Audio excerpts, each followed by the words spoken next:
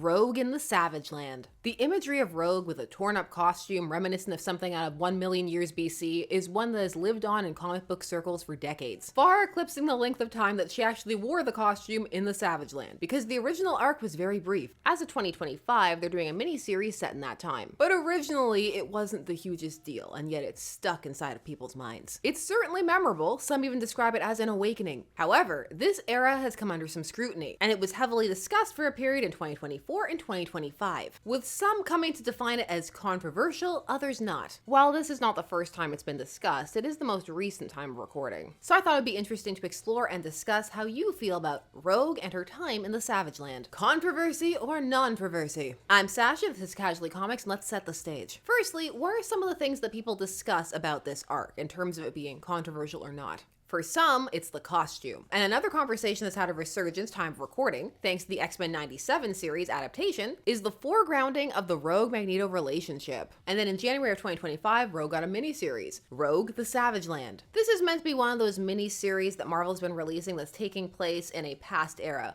Most of them are meant to slot into it, a kind of, this is a story that you missed. It varies on how seamlessly they do it and whether they truly feel in continuity or not. But they're meant to occur in time periods where there's a gap, a space where there's a story to be told. And the original Savage Land arc does have that. Perhaps when it's all done, we can examine that. Only the first issue is out time of recording. But for now, we're going to talk about some of the discussion points surrounding this whole arc and just everything about it. Now, when people think about Rogue in the Savage Land, they tend to jump to Uncanny X-Men 274. That's the one that has Rogue on the cover and her Savage Land getup with Magneto and Kazar and also Nick Fury with a gigantic gun. Look at how long it is. But in actuality, she got to the Savage Land for this particular storyline in issue 269. And the start of the setup to that was in issue 247, where it actually looked like she died. She got better. The first issue of the miniseries does have a recap of these issues, sort of. It's very loose, it doesn't go fully in depth, and it misses a lot of details, and some of those details set the tone, at least in the original arc, what was going on. They can also play into how people receive the arc, both in the past and in the present. And some things do need their due, such as the significance of her battle with Carol Danvers, as a result of Carol hunting her for vengeance.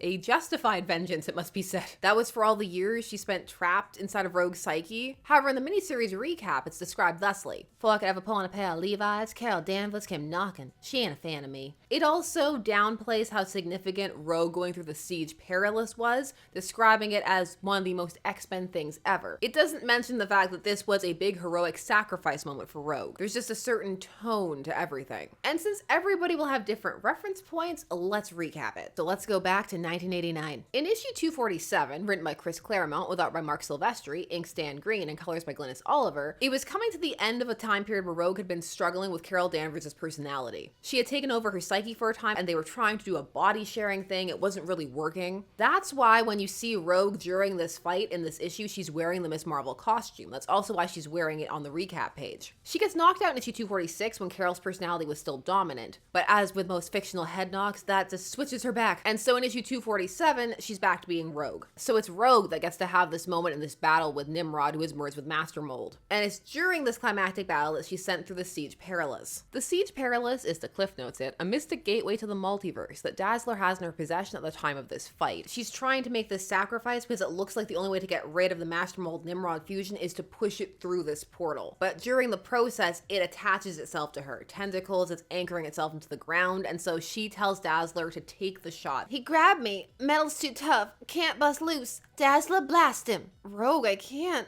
Let me cut you free. That's what he wants, don't you see? To waste time and energy saving me. Figure I'm history either way, girl. Psylocke, hear my thoughts. Tell Allie, forget about me. Destroy Master Mold. It's our only chance. Do it. That's it, girl. Go, go, go. Now, Master Mold and Nimrod end up being destroyed slightly before because the fact that they fused, it messes with their programming. There's a whole, we mutated, so we are a mutation, and the mission is to destroy mutants, and then they just explode. But at the end of this, Rogue is pushed through the portal, and they believe that she's dead. And it seems that way until issue 269, which brings us to 1990. And we now have the creative team of Chris Claremont writing, but now Jim Lee is on the art Thibert is on inks, and Steve Buccellato is on colors. And they've got a whole She's Back cover. It's very exciting when she's fighting a zombie Miss Marvel. Very eye-catching. I'd pick that that up. At the start, Rogue rematerializes very dramatically and also suggestively. Jim Lee tends to draw a racy Rogue. It's on the edge of too much, and for some it may cross the line, and for some it just depends on the moment, what's happening on the panel. There is a definite attempt to titillate and play though. Now some don't have a problem with that at all. Others don't mind, as long as it doesn't distract from the story or intrude upon it. And there can be a mild varies element to that. And some don't feel it should be happening at all, that it's exploitative. And if you're in academic circles, you may encounter phrasing such as pandering to the male gaze, which can elicit a strong knee-jerk reaction when one hears the phrase uttered, either positive or negative. For those who read this issue, the discussion can even start from this point. When she rematerializes in that room, even before she gets to the Savage Land and ends up in the pursed down version of her outfit. The justification in the story is that she's rushing to get dressed because she just got back, she doesn't know what's happening, she sees that Mystique has been killed on TV and that obviously upsets her because of their relationship. She doesn't realize that the Reavers have retaken the Australian Outback house where they were staying, that the X-Men aren't there, that her powers aren't working. It's just a whole mess for her. She falls out the window because she can no longer fly, and then she's attacked by Carol because they were seemingly split going through the Siege Perilous. There's a lot going on there. They do recreate a bit of the panel of Miss Marvel chasing down Rogue in the 2024 issue, but they cut the Reavers out. Now to escape Carol, Rogue steals Gateway's powers. Gateway can create transdimensional gateways, and she uses it to jump locations, but Carol tackles her while it's happening, and so she ends up in the Savage Land, and Carol ends up somewhere else, which is shown to be Muir Island. Now when Rogue gets to the Savage Land, she's for the most part enjoying it. There's some exposition as to how they got there, and that on the whole, this is good. But unfortunately, there doesn't seem to be anybody around, so she can't borrow any powers, so she's just there. She has to survive based on her wits and her strength. I'm left with just my own strength and skill if I'm my way home, and you know what?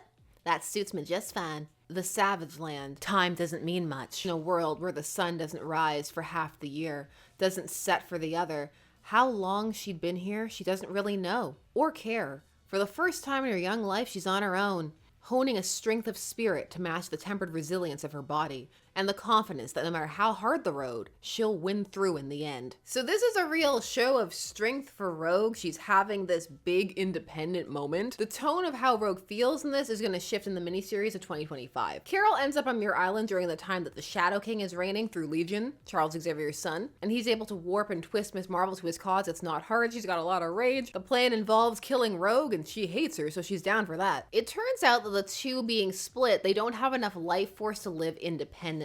So one has to die for the other to live. That's why Carol looked like a zombie on the cover. Because they're sharing life force, it shows that they're kind of evenly matched during the fight. Haven't you realized yet? We don't possess sufficient life force between us to sustain two independent beings. As one prospers, the other rots.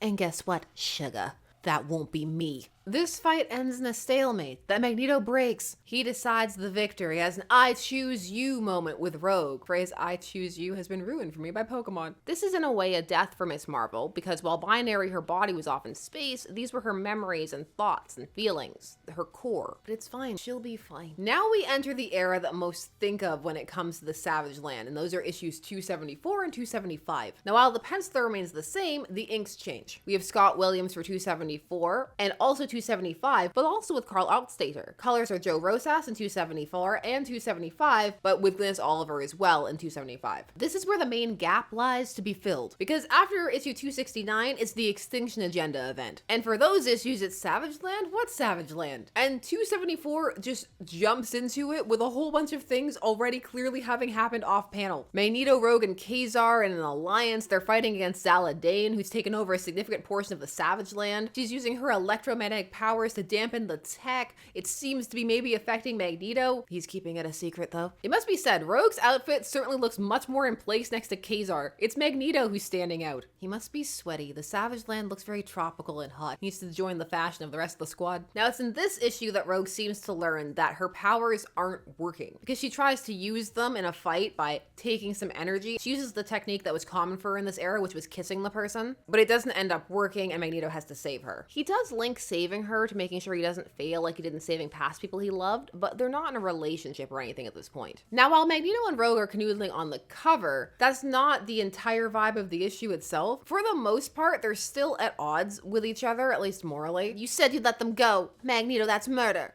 No less than they had planned for us, Rogue. That makes it right. We're the good guys, right? We're supposed to stand for something better. She actually believes that. Why can't I? All I see is blood. Magneto is the narrator for most of this, so you can see his thoughts. So you do see that he's thinking about Rogue slightly, but not all that much. Mostly he's thinking about Zaladane and how much she's stressing him out. He fears that she's gonna become a Hitler-esque dictator and that she's a distorted version of him. However, the two do have 2 moments in this issue, plus a glance panel here and there. But the large moments are when she first wakes him up from a nightmare and he grabs her hand too hard. That's why she says he's hurting her. He's grabbing her with the same amount of strength that he normally would, but she doesn't have her powers. But he was aware of that because he thinks about it, knowing that she's not invulnerable like normal. So it's not the most romantic moment out there, because they're almost kissing in these panels, but they're also talking about something different. He mentions that her biomatrix doesn't seem to be correctly integrated. That's referring to the end of the Carol Rogue fight. They're talking about Zaladane's influence, and they can't trust the Citadel and all of that. Am I imagining the sudden spark between us,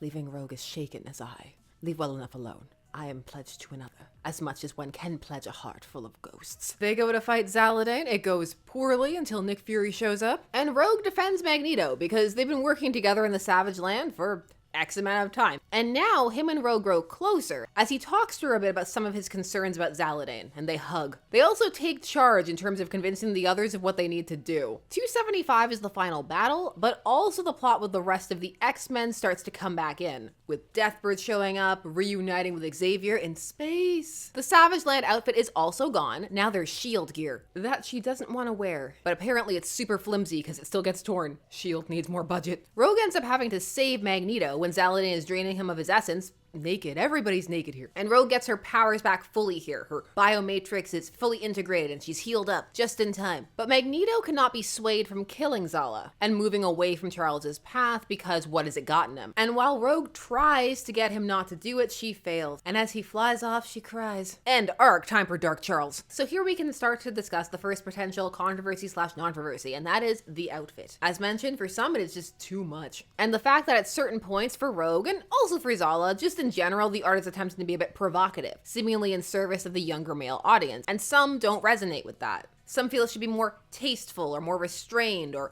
are concerned about exactly how old Rogue is because it just says young, and then they start trying to do the calculations, the Marvel calculations, to figure it out. Putting that word there makes some people think about it. And how old she is kind of nebulous, and even though Marvel does have an aging scale, it still fluctuates and changes over time. Others just feel that it's just not necessary. However, some really enjoy the costume and find it very fun, either for the aesthetic elements or for the fantasy elements, either of being able to go into that scenario looking like that, or to go into that scenario and be with someone looking like that. It's not a look you'd be surprised to see cosplayed. It's stuck in people's minds, but it's also not the only bit of titillation on display. It's not happening in a vacuum. Some will point out that there are also plenty of men who are on display, and while they're differently posed, it's a bit more subtle, they're not as foregrounded, they're still there. We have the likes of Kazar and the denizens of the Savage Land, later completely nude Magneto, and before that, chest exposed Magneto. For some, it's entering cake for all territory. As mentioned, many just remember it fondly. For some, it's something they saw young and it just stuck with them, and others just find it aesthetically pleasing. So where do you land on it and why? Now, when it comes to choosing this era for a gap story, it's not an odd choice because there's a whole chunk missing between Magneto saves Rogue to now we're deep in the rebellion against Zaladane. And while I do explain some of the details, there is much that could be further expanded upon. And choosing the foreground Rogue and that look is also understandable. It's a wise marketing decision. It's a look that many people remember, and it's eye-catching for those who don't. There is definitely a nostalgia play here, but it's being done in such a way with the way they're presenting Rogue that it could also lure in new people. This is also time for recording an era where Marvel is going for a lot of female-led books. What's less clear is how it's being handled inside the book itself in terms of the details and how they're lining up or not lining up. However, before we can get there, this book also faced some criticism online before it even came out, from when it was announced. And this leads us nicely into the next controversy, or non-controversy, depending upon how you look at it, and that is Rogue and Magneto, the ship. Short for relationship for those who are not in the shipping community. Now, while there is definitely some tension during mostly issue 274, it doesn't really go anywhere. It's a fleeting thing. But it gives the impression that given time or slightly altered circumstances, maybe something could occur. And it's in those in-between what-if spaces that many a ship is born, and this gave much more fodder than some have. It was a starter fuel, and some took to it, while others never did. Some just because Rogue had Gambit for life. Others, even then, because while the age gap isn't made explicit, it's there, and if one has read the X-Men for quite some time, one is aware that Magneto is old, even if they de-aged him to a baby and then aged him back up to his prime. Rogue, as mentioned, is in this kind of nebulous age state, potentially 20s, mid-20s. It's not entirely clear. It doesn't have a stamp of this age on it. And for some, that makes them uncomfortable. And for some, even if it was firmly established as mid-20s, for them the gap is still too large. While others took it as presented, that this was a potential relationship between two consenting adults and didn't feel very strongly about one way or the other, or felt that it was perfectly fine.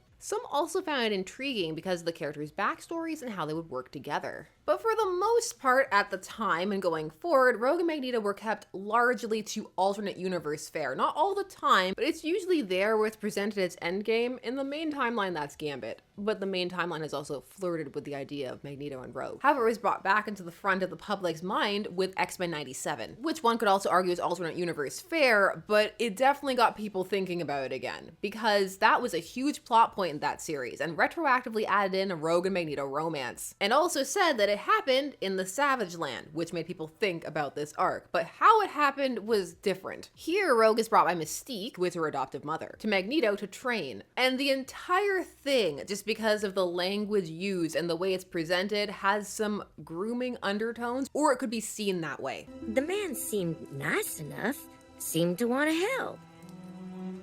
Just not like I thought. It seems to be meant to be a play on the together alone, or the kind of isolation romance trope, which is already a difficult line to walk because it can quite easily veer into something else. However, it appears to be meant to be presented as a romantic fantasy type thing, and that part of the appeal was meant to be in the special time they shared, as well as their histories as villains who had different views from the X-Men at one point, but could/had come to find acceptance with them. Slight outsiders. Plus, he could also touch her. What was making it uncomfortable for many is that this Rogue seemed to be even younger, and also just the way the scenario was set up made it seem for some like she was being taken advantage of. Now, in terms of what age she was supposed to be, there was an answer given. This by writer and former showrunner of the series, he was fired before it aired, Bo DeMeo. In a post on Twitter/X, he gave her age as early 20s. But for some, the math would not math, as they say, and they felt she had to be younger, and again, for others, early 20s was too early. They couldn't mind the gap. It's too wide. While as mentioned earlier, others didn't mind so much. Consenting adults and the like. Some even enjoyed the way the scenario was set up. Paint me like one of your French mutants. And some just think it's interesting and adds some drama. However, because of the type of thing being discussed, and because some felt there was a grooming element to it, discussions about this could end up becoming quite fraught and tensions could end up running quite high. Some felt that enjoying this plot line or ship, or even just not minding it or not thinking it was a big deal, was equivalent to condoning real-world abuse and adding to an environment where it could thrive. For some, any kind of more dispassionate discussions about the topic could be viewed as minimizing or casting aside their feelings and concerns. And the discussion raged for a while, and it came back up when it was announced that there was going to be a Rogue Savage Land miniseries, which many are aware is where the seeds of the ship were sown. And the X-Men 97 variant cover was also an indicator. And so it was that in 2024, the writer of this series, Tim Seeley, found himself responding to some comments on Twitter/X. It's actually a very mild exchange for that platform. But it's a good example of the type of discussions that were going on around this, especially because it involves one of the creators. Dramatic reading time. Thank you, X-Men 97, for resuscitating and bringing to the spotlight one of the most disgusting and vile pairings to ever grace a comic book page. Sorry, bub. I'll be avoiding your stuff from now on.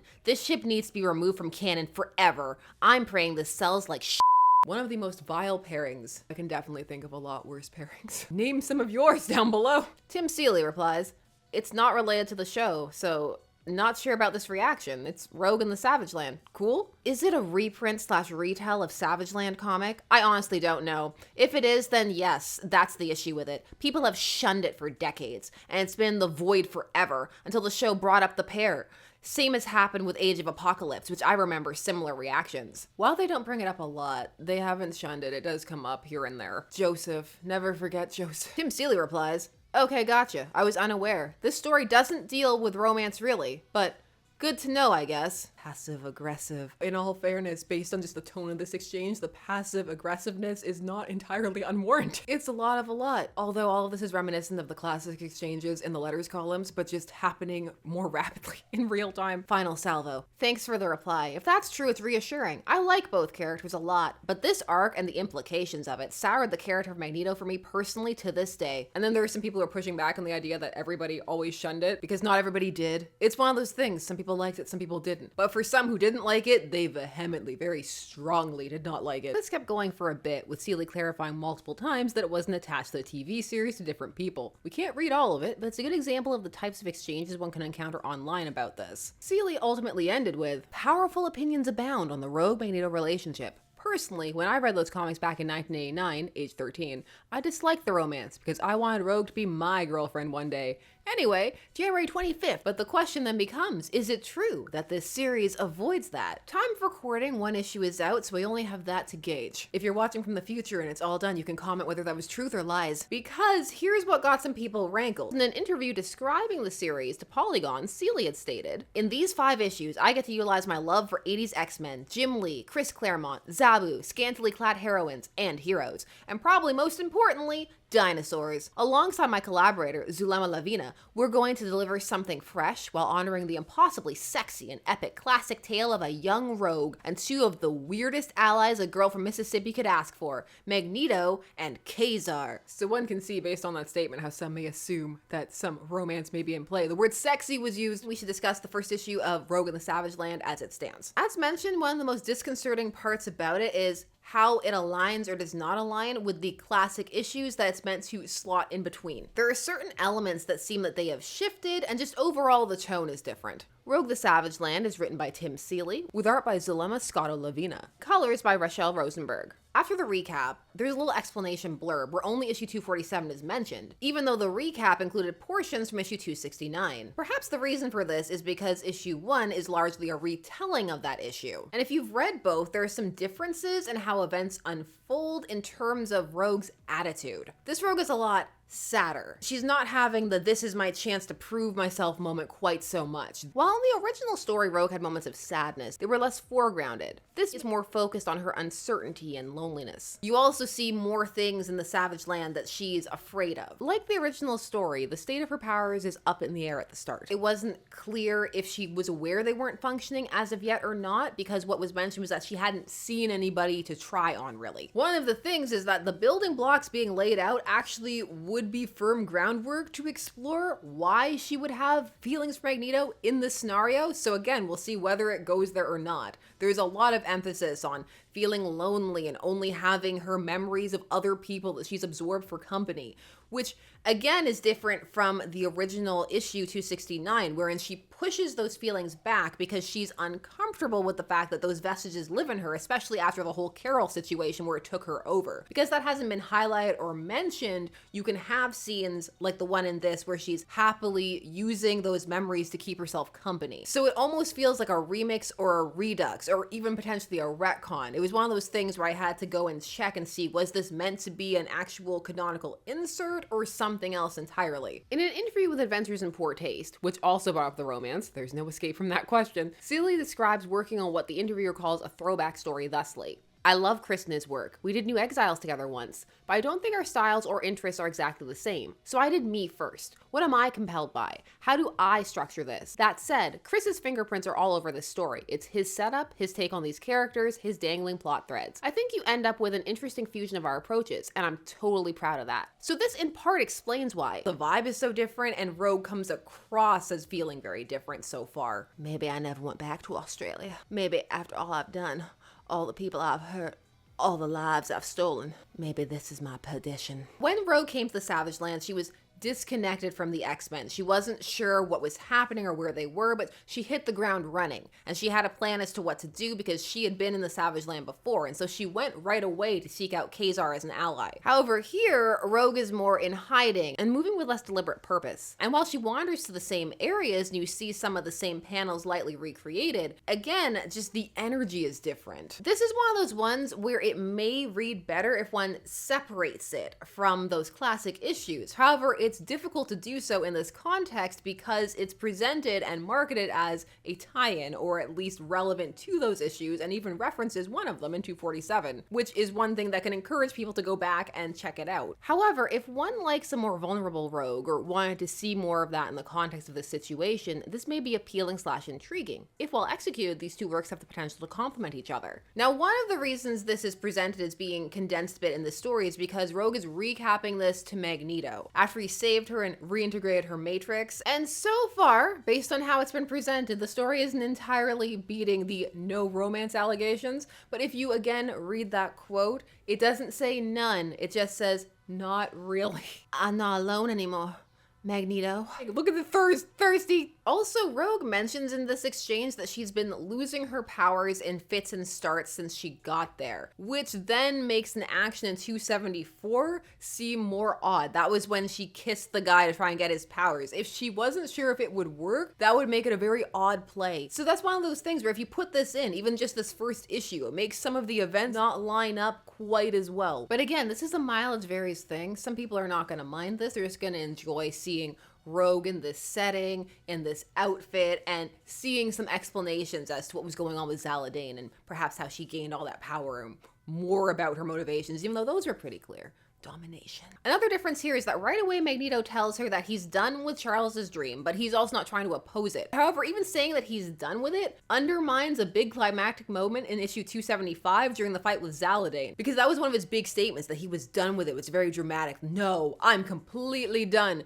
One, I guess, could still read that now he's saying that he's done, but it does undermine it a tiny bit. Again, nothing is off enough to truly be story breaking, but it's just not as smooth as it could be. Also, Rogue is 100% flirting with Magneto. You're weak. The machines are clear. Yeah, that's why you're gonna follow me, right? We'll see how all this goes and ends up. I must know now. Now, if one was a fan of the costume, you get tons of that in this issue. It's certainly chock full of fan service. So now let's bring it all home, because we have enough to discuss how you feel about the outcry surrounding Rogue in the Savage Land. Be it about her costume or her and Magneto. Where do you land on and why? In its original form, it's such a short storyline. It's actually mildly impressive that it's managed to live in the mindscape for so long for so many fans. Overall, just in general, going to the Savage Land, those are arcs I enjoy. Personally, I'm a fan of the look overall, but there are some points in the comic where it goes a bit harder than it has to in my opinion, but not enough to be off-putting. That's just me though. Different strokes for different folks. And as for Rogue and Magneto, I have no strong feelings one way or the other. Again, for some, there is a lot of emotion tied up in this for various reasons. Everybody's coming from different experiences, different subject positionings. It also depends upon how much one believes in separating fiction and reality. And it also depends upon how one enjoys having discussions about these topics or not having them. Personally, I'm a big believer in the idea that these things should be able to be discussed, and also that that's part of the fun of fandom, being able to discuss and disagree about these things. But as with anything, there tends to be a line. When things devolve into personal attacks or assertions about people's personality, that's where a lot of times that the fun can leach a bit out of fandom, which is a shame because the passion is part of what makes it fun. Even when disagreeing, or even when thinking a storyline is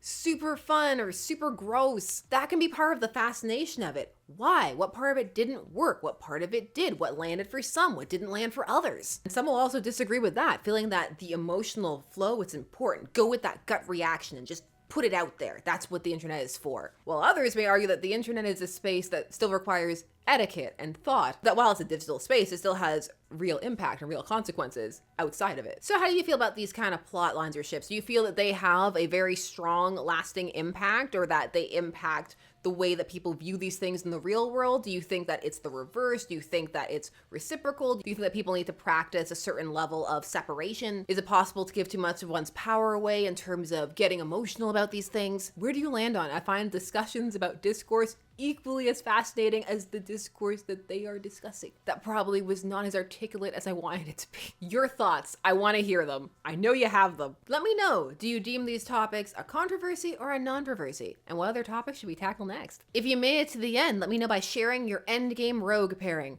I expect I'll see many a Rogue and Gambit, but I'm also curious who else I'll see. Surprise me. Cyclops. Please do all the YouTube things. Like, share, comment, subscribe. Thanks so much for taking some time to spend discussing comics with me. I always appreciate it, and I will see you again soon. Bye-bye.